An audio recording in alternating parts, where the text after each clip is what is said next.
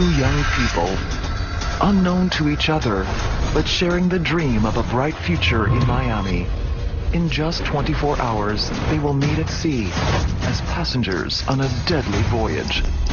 Sometimes, when two lives cross paths, a killer and victim collide head-on in a fatal encounter.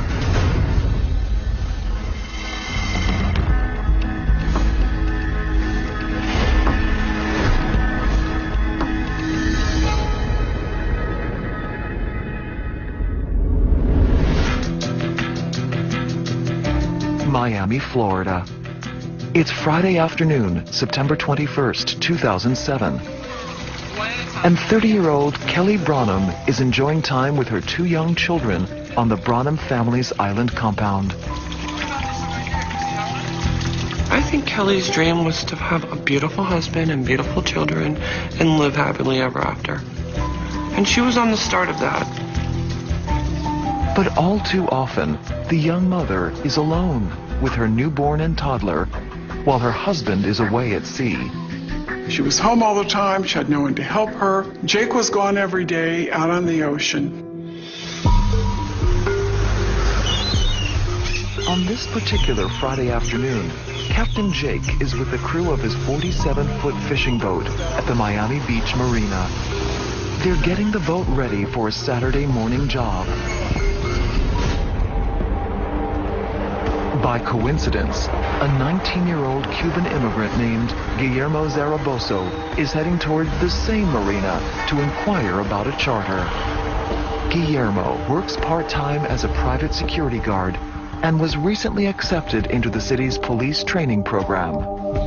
He was a citizen and he wanted to make something out of his life. He really liked the whole law enforcement, military side of things. But recently, Guillermo has fallen under the influence of a new friend, 36-year-old Kirby Archer, and his plans to become a Miami cop have been put on hold. Now, in less than 24 hours, fate will throw Guillermo Zaraboso and Kelly Branham together in the middle of the Gulf Stream on a ship of horrors.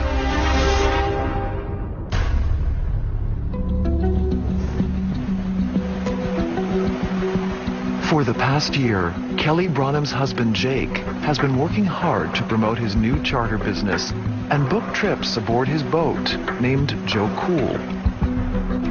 He was just a phenomenal fisherman. He was born to fish. He had salt in his blood. He didn't want to know anything else in life.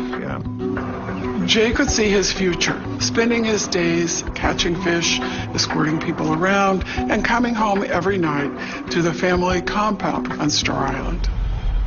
That Friday evening, Jake leaves his first mate and good friend, Sammy Carey, on the boat and heads home to his family on Star Island, an exclusive community of the country's rich and famous. Just moments later, Guillermo Zaraboso and Kirby Archer stroll down the very same dock. They've come seeking a captain who is willing to take them on an unusual trip. They don't have much luck until they spot the Joe Cool. They have a conversation with Sam Carey about chartering it for the next day. He said, we just need a one-way ride from Miami Beach to Bimini. Would you be interested in doing something like that? Sammy calls the charter company's co-owner to secure the deal. Kirby Archer tells him that he and Guillermo are contractors who want to meet their girlfriends 39 miles away on the island of Bimini in the Bahamas. He says the girls have mistakenly packed their passports, and without ID, they need a boat to get around Bahamian customs. Though not exactly legal, it's not an unheard of request on Miami's waterfront. He agreed that he would pay $4,000. And in return for that, they were taking him across to Bimini. They were just getting started in their business. They would have their first Bimini charter under their belts. You know, $4,000 to make that short trip to Bimini and back is good money. Then it was cash.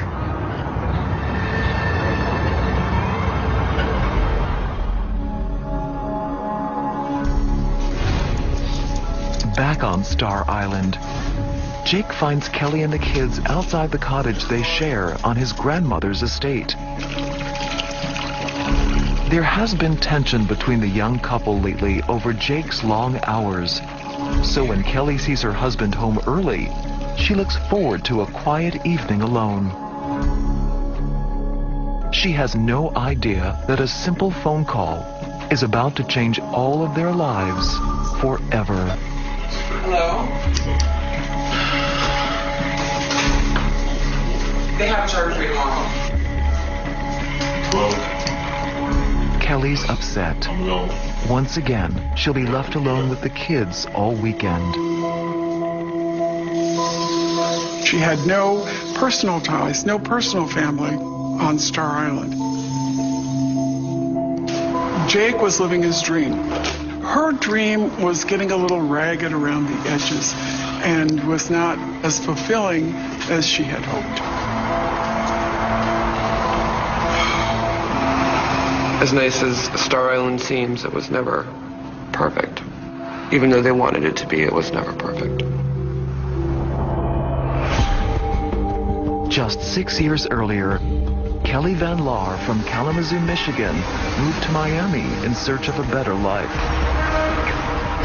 She was enchanted by the glitz and glamour of South Beach and hoped to make this her destiny. Kelly told me that she was looking for that pie in the sky, that dream. Her dream was to live in a white house that she had seen when she was traveling back and forth on the MacArthur Causeway.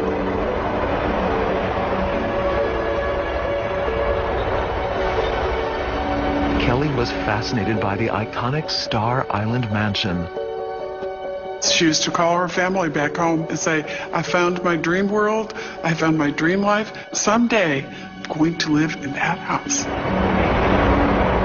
But until that day would come, Kelly made her way bartending and waiting tables in South Beach. Kelly was very free-spirited. She was always happy and always having fun. Then one day, after finishing a shift at work, an unbelievable twist of fate befalls her. Purely by coincidence, she met a handsome young sea captain. Turned out he lived in that white mansion of her dreams on Star Island. The attraction between Kelly and Jake Branham is instant. She was not like a lot of the young women he met on Star Island that he considered vain and superficial. Kelly and Jake fall in love and begin a life together. But 4 years and 2 children later, Kelly feels that their marriage is in jeopardy. To Kelly, it seemed like he was just out partying or having fun. It was to him work because he was getting clients for the boat. So what he saw as part of his job, she resented and eventually became jealous that he might be seeing other women. She didn't trust him. When Kelly sees her husband light up at the prospect of a trip to Bimini without her, she knows she must do something.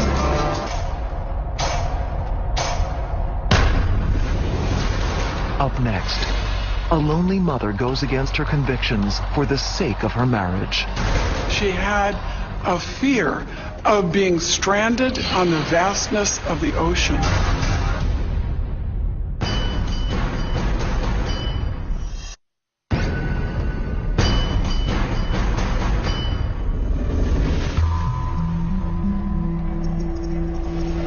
Thirty-year-old Kelly Branham's fantasy of living on Miami's Star Island with a handsome husband has come true.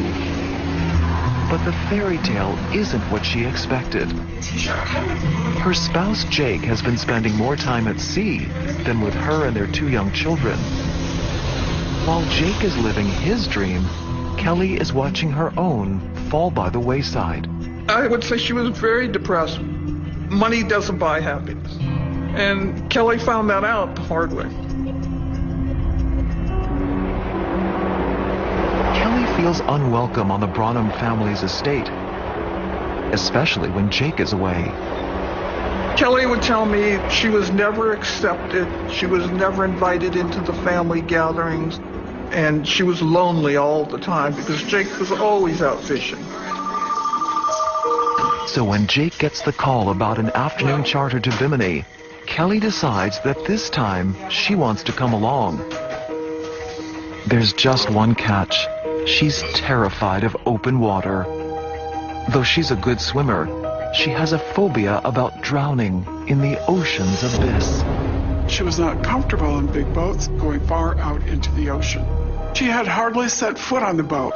In an effort to bond with her husband, Kelly will put her worst fears aside.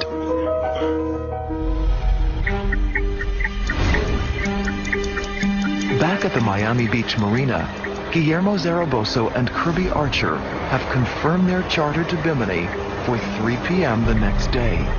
The two men are thrilled, though it's not because they'll soon be reunited with their girlfriends on a tropical island. That, and everything else they've just told the crew, is a lie. Guillermo Zaragoza was a young man. He had been born in Cuba, and his family wanted to emigrate to the United States. They emigrated to Hialeah, Florida, which is a suburb of Miami.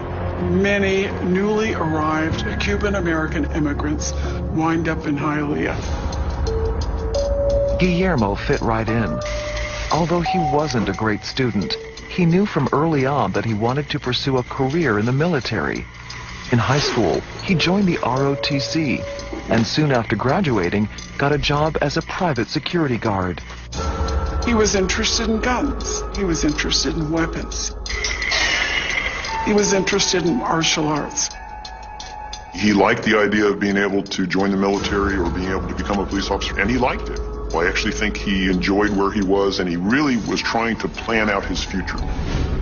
But between security jobs, Guillermo entertains his other passion: fast cars. He spends his free time hanging out with the owner of a clandestine chop shop, where stolen cars are refurbished and resold. Sometimes, to make extra cash, Guillermo tips off the owner when he spots a car that is ripe for stealing. Guillermo's view of the kind of life he wanted to live was a bit fluid. He was preparing for life in law enforcement, but he also stepped off the line when he started phoning in tips for the chop shop.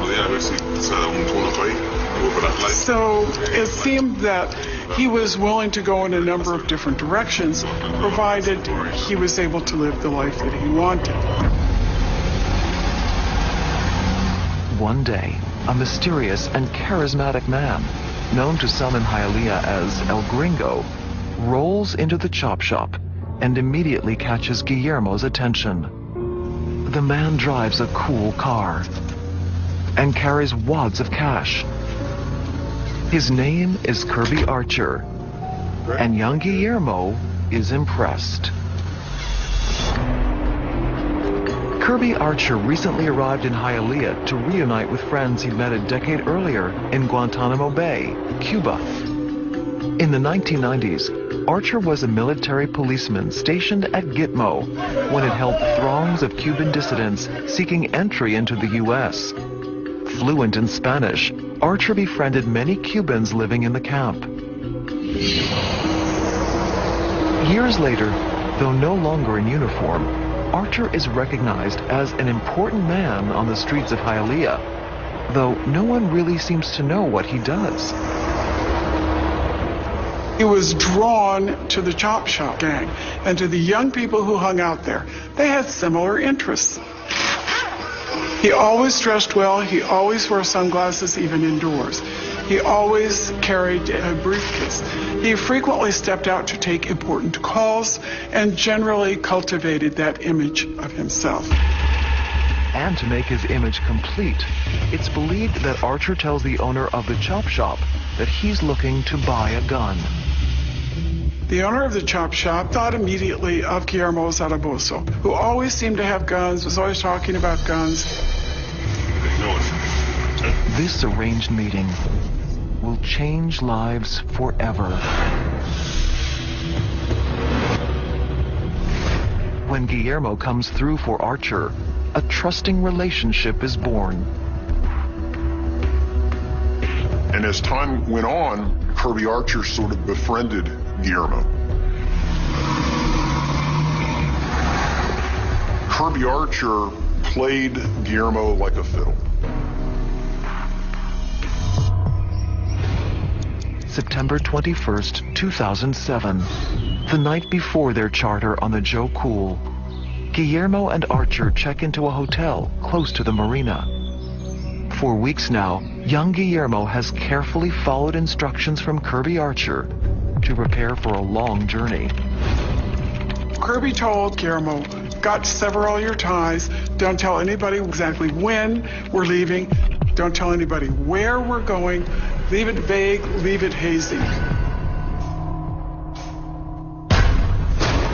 Up next, an impressionable young man falls for the ultimate con. This is even better than the military. This is better than the police.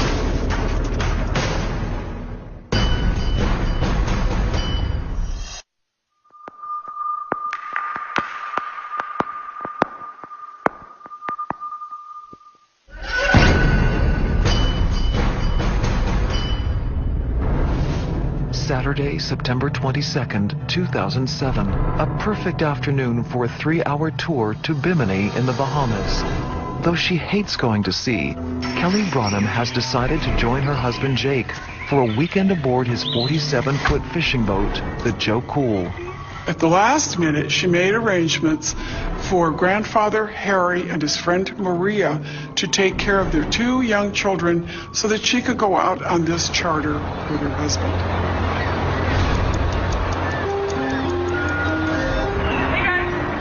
When Kelly arrives at the marina, the crew, first mate Sammy Carey and Jake's half-brother Scott Gamble, are both surprised that she actually shows up. As much as she thought it was beautiful to look at, she had a fear of being stranded on the vastness of the ocean. She did not like the sea. She didn't like to be out there where she couldn't see land. I think she went on the trip just to be with Jake.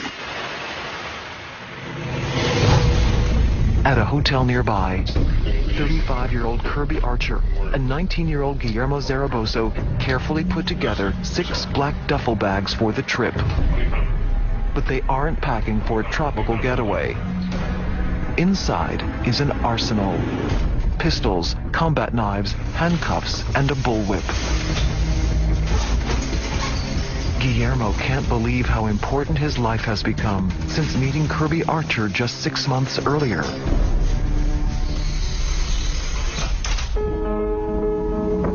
In the spring of 2007, after weeks hanging out together, Archer decides he can trust Guillermo and lets him in on a secret. Kirby Archer led Guillermo to believe that he was in the CIA. And that he worked for the government, that he did these periodic jobs, and that's why he always had money, and that's why he dressed nicely, and that's why he was coming and going all the time. Guillermo is awed to be in the company of a real spy. And he's stunned when Archer offers him the opportunity of a lifetime. Archer told Guillermo that he could get him into the CIA. So now you have this young kid who's 19, and he's thinking, boy, this is even better than the military. This is better than the police. I can actually join the CIA with this guy. In every instance, Guillermo was enthusiastic and convinced Kirby Archer, I'm your man. I want to go with you on this life of mystery and adventure. It was truly a marriage made in heaven. The perfect teacher had met the perfect student. Guillermo Zaragoza believed every word that Kirby Archer said. Then one day, as summer draws to a close, Archer tells Guillermo that they've been given a mission. It will be dangerous, and they'll need weapons. Kirby Archer and Guillermo Zaragoza prepared very carefully for months to carry out what Kirby Archer referred to as the Cuba idea. See this island right here? What's wrong with it? Okay. What's The idea was to go to Cuba on an international espionage adventure. But to sneak into Cuba unnoticed, they'll also need a boat. They had all of these discussions about stealing boats, and that didn't work. And Archer says, we have to go to Plan B. Plan B was chartering a boat, overtaking the crew, going to where they wanted to, which was Cuba. Archer tells Guillermo that after hijacking the boat, they'll leave the captain and his mate on a deserted island while they make their getaway. According to Archer, both men also understand that lives may need to be sacrificed for the sake of the mission. In the days leading up to their departure, the men spend their time looking for an unwitting charter boat company and procuring supplies, weapons, and ammunition. Zaragoza purchased 2 Sig Sauer magazines, the piece of equipment that's used to load the ammunition into the handpiece of the gun. And although Archer has strictly instructed Guillermo not to tell anyone about the operation they've been planning, Guillermo can't help but gloat. So I think that to Guillermo, when he's telling his friends this, he's sort of exaggerating and puffing himself that, look at me, I'm making it. It's bigger, man. I'm gonna change the world doing these things, not about Haiti or Miami anymore. You know, it's about I'm joining the CIA, I'm going to work for the government. Instant messaging and chats between Guillermo and his friends that talked about, I'm going somewhere where I can't talk to you, where I'm gonna be 90 miles away.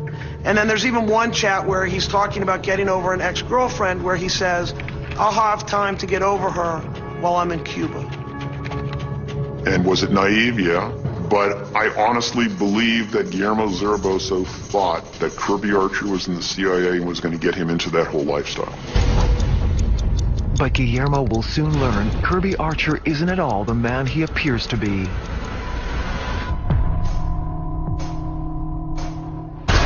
Coming up next, a sea captain has second thoughts about accepting a shady charter.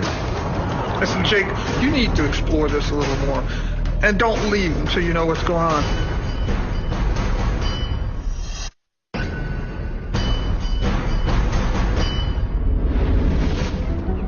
Saturday, September 22nd, 2007. A day of new beginnings for both Kelly Branham and Guillermo Zaragoza.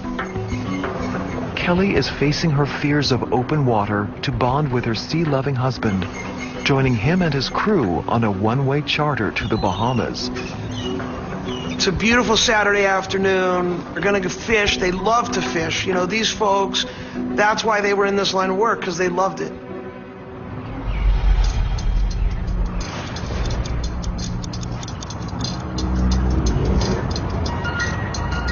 Shortly after Kelly arrived, the 2 passengers came strolling down the dock. They had several pieces of black duffel bags and black canvas luggage with them. As Archer and Guillermo approach the Joe Cool, they're surprised to see 4 people on board. They'd expected only 2, the captain and a mate. Hijacking the boat at sea won't be as easy as they thought. But it's too late to back out now. The plan has already been set in motion. Archer hands over the cash to Jake's Uncle Jeff, who, without asking for any proof of identity, walks off with the money.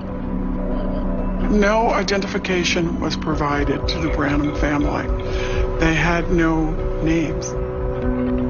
They did not know who was on the boat. You know, you talk to other boat captains on the dock, and they said, anybody offering them $4,000 cash and want to go to Bimini without a visa or personal ID, first phone call they would make would be to the cops. Though Jake and his uncle accept the guy's story, Jake remains skeptical. His gut tells him something isn't right. Just as they were getting ready to pull out, Jake picked up his cell phone and called Maria, who was his grandfather's friend. Maria and Harry were taking care of the children. Well, he had called me just before he was getting ready to leave the dock. and to see how the kids were and to ask me what kind of fish I wanted him to bring back. I said, Jake, I don't really know what was going on. Tell me about the trip. I said, Jake, something is definitely wrong. You need to explore this a little more. And don't leave until you know what's going on. He said, I can't. They're already on board. Jeff already took the money. I have to make the trip. That phone call, that phone exchange, haunted Maria for years.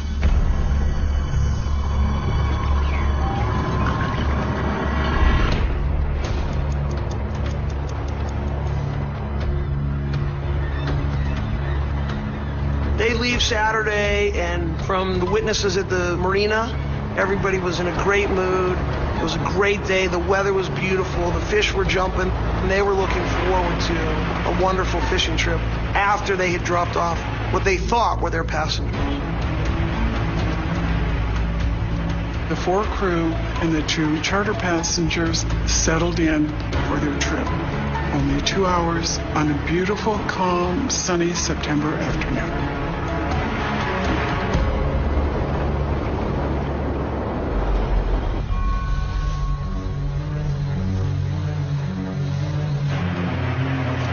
As the Joe Cool heads out to sea, the Cuban immigrant from Hialeah and the young mother from Kalamazoo, Michigan seem to be hitting it off. Kelly was a very vibrant, fun-loving kind of person.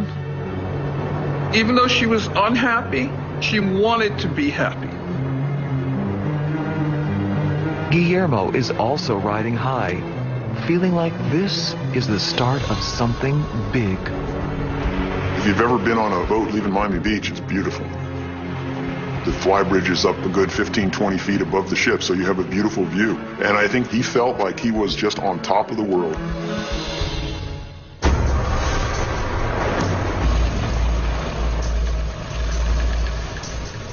Down below, Kirby Archer, though feeling seasick, is acutely aware of what lies ahead. The stakes are high. His future and his freedom are riding on this operation. Kirby Archer had been married 3 times. He had fathered 2 children. He'd been living in a small town named Strawberry, Arkansas. Allegations began to come together that he had molested several young children, including the allegation he had molested his own 2 young sons. Though he denies the allegations, in late 2006, it's believed that Archer, thinking the cops are closing in on him, decides to go on the run. His job at the local Walmart would give him the financial means to escape.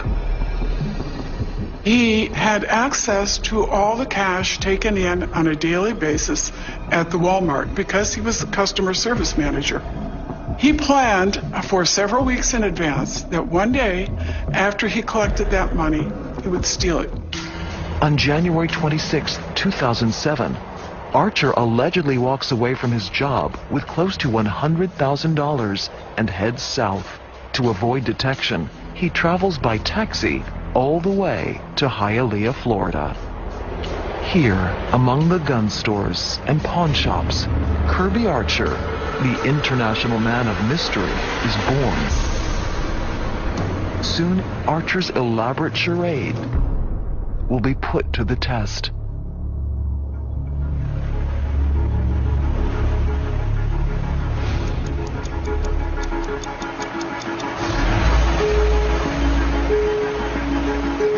With land in sight, the mood of Joe Cool's crew picks up. They're looking forward to the return trip and fishing on the way home. They have no idea that in just minutes, this will all change.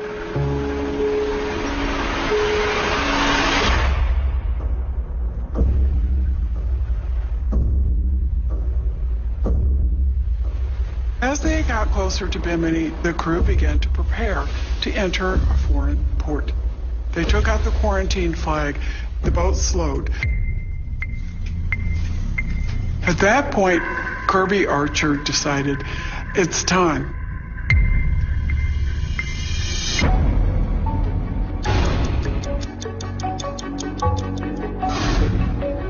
Archer says he summons Guillermo to talk privately below. Kelly, Jake, and his brother Scott remain on the flybridge.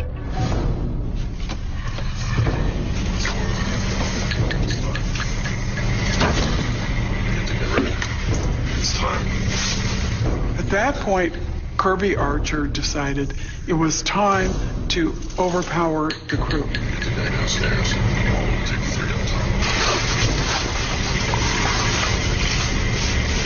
Archer grabs his gun and heads towards the flybridge.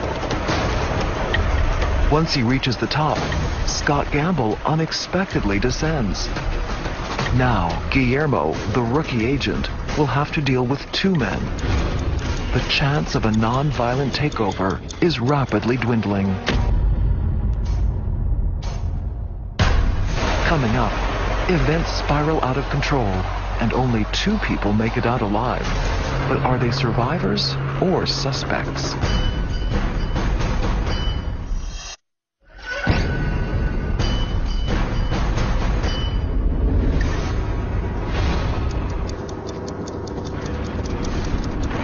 "36-year-old Kirby Archer has just given 19-year-old Guillermo Zaragoza the order to strike. It's time. After weeks of planning their covert operation, the time has come to hijack the Joe Cool and change its course to Cuba, where Guillermo believes they will begin their mission for the CIA.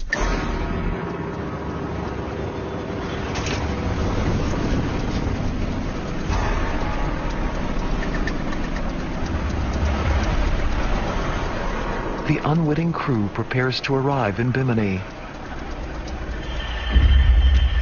According to Kirby Archer, their plans were to overpower the crew, to confront Jake. But he says his plan is forever altered at the sound of a gunshot in the cabin below. It had to be Guillermo. Guillermo had to have begun firing shots. Jake and Kelly spin around to see Jake's brother lying wounded on the deck below. Archer knows what he has to do next. Jake's lifeless body falls to the lower deck. Kelly freezes, unable to react to the terror she is witnessing. He shot her in the head. She was killed instantly. Kelly Branham's body lies next to her husband's. 3 crew members dead in a matter of seconds. Then, Archer hears several more gunshots coming from the cabin below.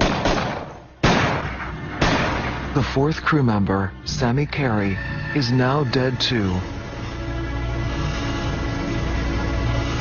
Kelly Branham and Guillermo Zaragoza came to Miami with big dreams, but it has all ended in a nightmare.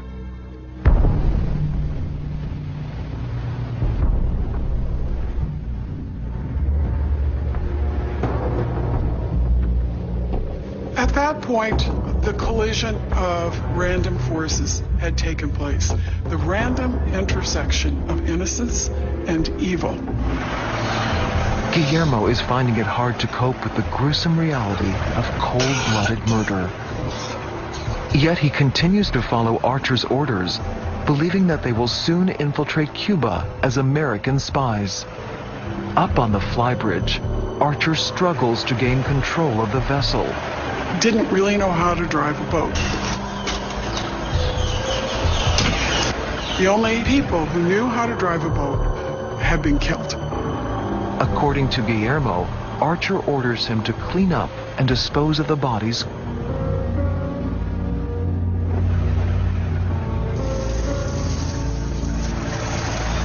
I have a lot of nightmares about it, and so does Harry, because we're both from the sea. Our blood is the sea. And knowing the issue of how they went overboard, you know what happened to them. You know where they went.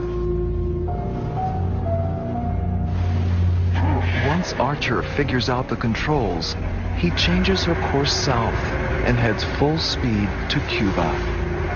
The fugitive could be a free man in a matter of hours.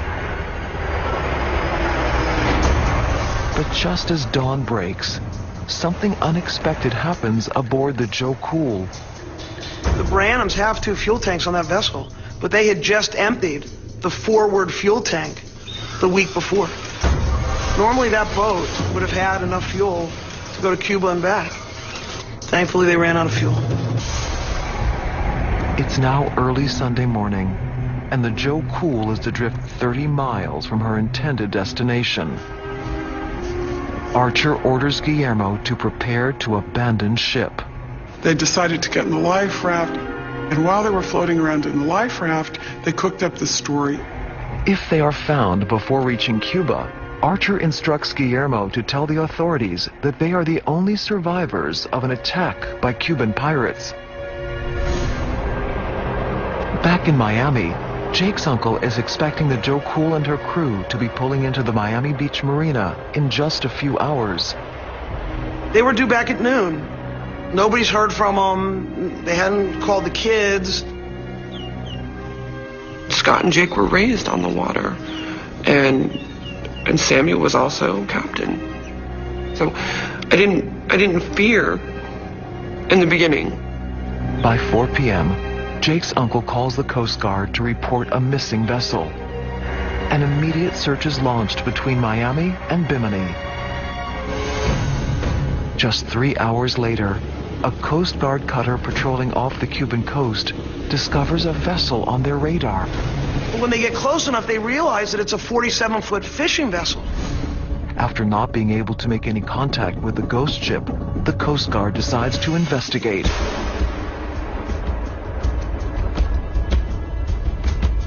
So they realize that there's nobody on board. They see the blood. They see that it's in disarray. But they immediately look at the GPS to see where it had come from. And they see this zigzag line from 140 miles north. Once officials realize this is the same vessel reported missing out of Miami, an immediate grid search is launched, looking for survivors. On Monday morning, a Coast Guard rescue mission strikes gold. They spotted from the helicopter a tiny little orange speck in the water. What they found was the life raft from the Joe Cool.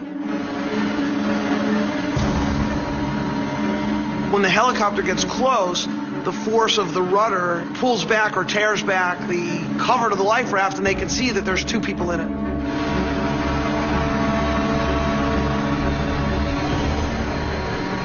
The Coast Guard is thrilled, thinking they have made an incredible rescue.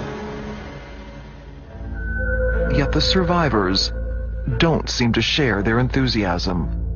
There's no gratitude. There's no thank God we were found by the Coast Guard. So they try to say, where are the other 4? Archer tells the Coast Guard that he and Guillermo are survivors of a bloody attack by Cuban pirates. Now the Coast Guard is wondering, where are these other 4, and can we find them? Can we rescue them? Maybe they were on an island. I mean, that's what everybody's hoping for, and that we're going to find 4 people somewhere.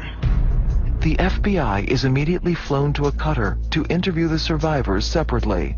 Both men tell investigators that the crew were all killed, but their accounts of what happened aboard the Joe Cool are inconsistent and quickly raise suspicion. Well, it was pretty far-fetched to believe that there were pirates in the Atlantic Ocean between Miami and Bimini, and it just wasn't stacking up.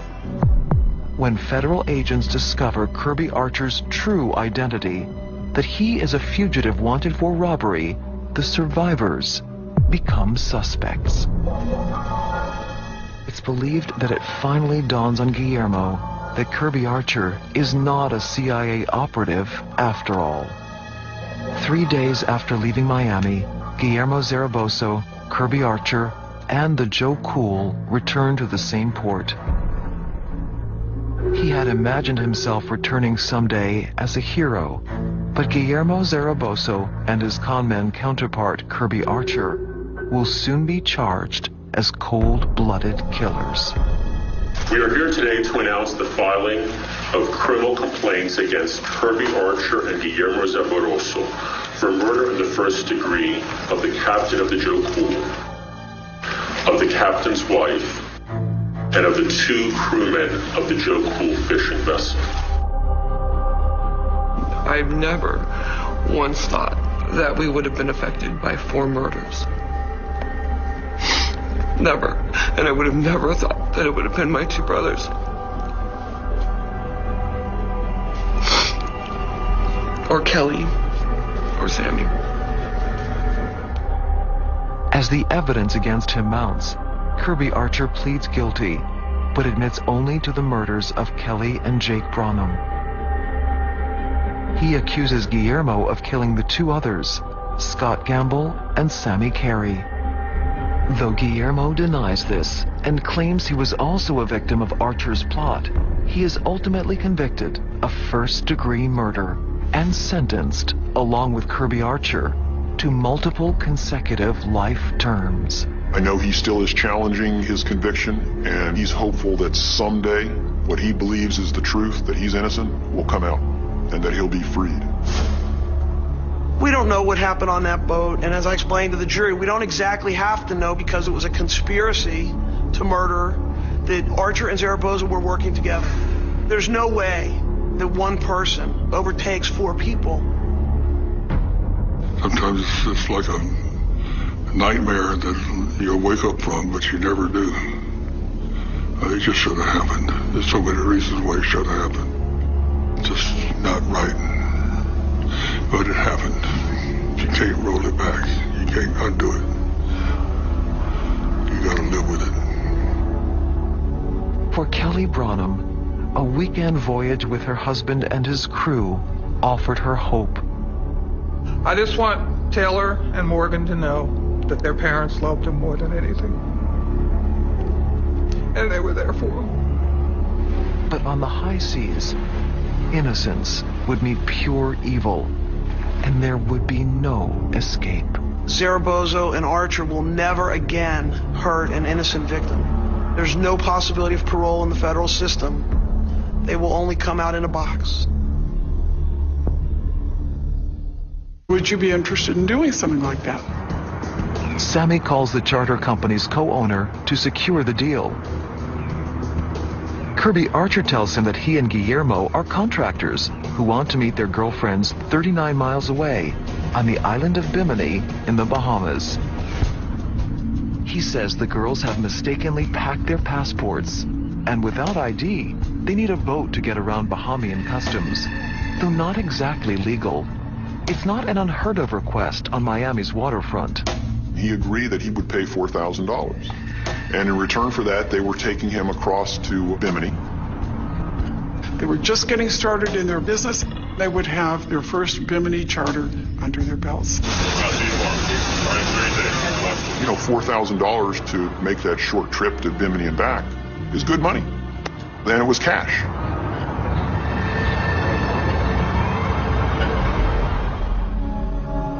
To the city's police training program. He was a citizen, and he wanted to make something out of his life. He really liked the whole law enforcement, military side of things. But recently, Guillermo has fallen under the influence of a new friend, 36-year-old Kirby Archer, and his plans to become a Miami cop have been put on hold. Now, in less than 24 hours, fate will throw Guillermo Zaragoza and Kelly Branham together in the middle of the Gulf Stream on a ship of horrors.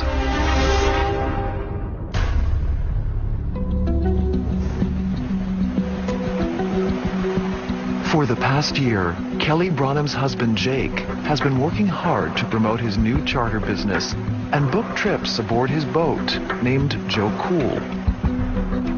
He was just a phenomenal fisherman. He was born to fish. He had salt in his blood.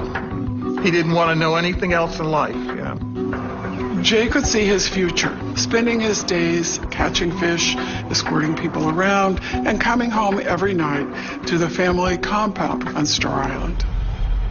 That Friday evening, Jake leaves his first mate and good friend, Sammy Carey, on the boat and heads home to his family on Star Island, an exclusive community of the country's rich and famous.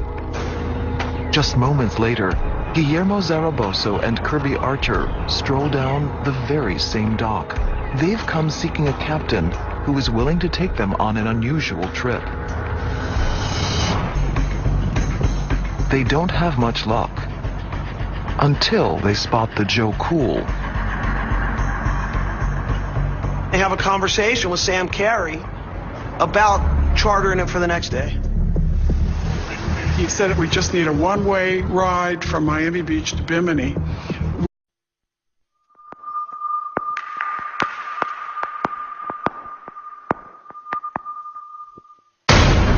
Two young people, unknown to each other, but sharing the dream of a bright future in Miami.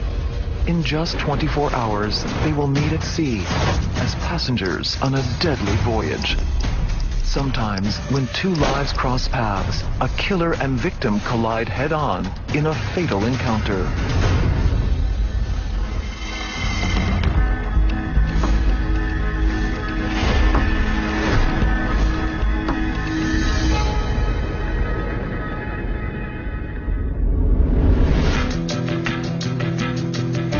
Miami, Florida. It's Friday afternoon, September 21st, 2007. And 30-year-old Kelly Branham is enjoying time with her two young children on the Branham family's island compound. I think Kelly's dream was to have a beautiful husband and beautiful children and live happily ever after. And she was on the start of that. But all too often, the young mother is alone with her newborn and toddler, while her husband is away at sea. She was home all the time. She had no one to help her. Jake was gone every day out on the ocean. On this particular Friday afternoon, Captain Jake is with the crew of his 47-foot fishing boat at the Miami Beach Marina. They're getting the boat ready for a Saturday morning job. By coincidence, a 19-year-old Cuban immigrant named Guillermo Zaragoza is heading toward the same marina to inquire about a charter. Guillermo works part-time as a private security guard and was recently accepted in